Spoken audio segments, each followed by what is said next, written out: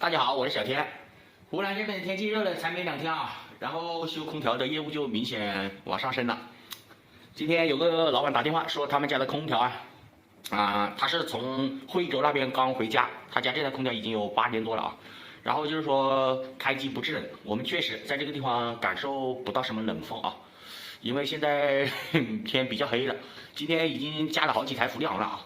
然后我问了一下，他说他外机结冰。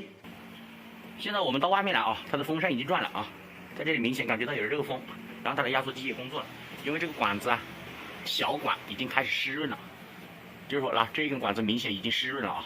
等一下它这个地方就是结冰，然后老板就是说反映这个地方有一坨冰，具体哪一根管子我问他，他说我不记得了啊。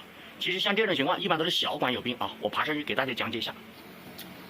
然后这个老板就是说反映这一个铜管这个地方它2根管子，他不记得是哪一根管子有冰去了啊。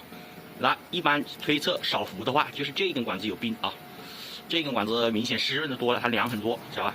如果就是说这种小管这个地方结了一坨冰，然后空调的年限特别久了的话，一般我们就可以判断这台空调应该是要加氟了啊。今天我就借这个老板家的这台机器来教大家如何正确的冲注氟利昂啊。我们开机等一下，看它的这个管子，它的管子已经断了啊。看它会不会流水，一般开个5到10分钟就应该要流水的啊。我们现在开机差不多有12分钟左右了，然后这个空调管一点漏水的意思没有啊，一点意思都没有啊。现在我们直接把血种表接上去，测一下它的血种压力。我们准备一个扳手，把这个螺母给它拆了啊，等一下接表，直接给它扭掉。然后我们把血种表接起来，它这个是变频头啊。我们需要变频管，或者就是说像我这样子直接加装一个变频头，快一点扭，扭紧，用手扭紧就行了啊。这是说在密封圈完好无损的情况下。然后前几天有粉丝不晓得这个血种表就说如何接这一个表，其实一般的情况下就是这一个对机对表，就是说对准表的这一根管子对准表的这一根管子，对准这一个，就是说这根红管，就是说对准表的这一根管子，一般都是连接机器的啊，这个都是很适用的。我们如果是机器开机马上去测的话，就要等这个机器运行个4、5分钟左右，然后再去测压力才是准的啊。因为刚才我已经说了，这台机器已经开了10几分钟了，这个地方也没漏水啊。然后我们现在因为它开了10几分钟了，就可以直接测压力了啊。我现在下去测一下。我们测压力之前，先把这个表打开，这一头不要接，先把管道里面的空气给它放出来啊，放一点点就行。然后我们再把表关上，放一点点就行了啊。然后运行了几分钟以后，我们就看到它这个压力只有3.2左右个压力啊，这压力是不对的。像这种气温，现在气温还是很高的，虽然天已经黑了。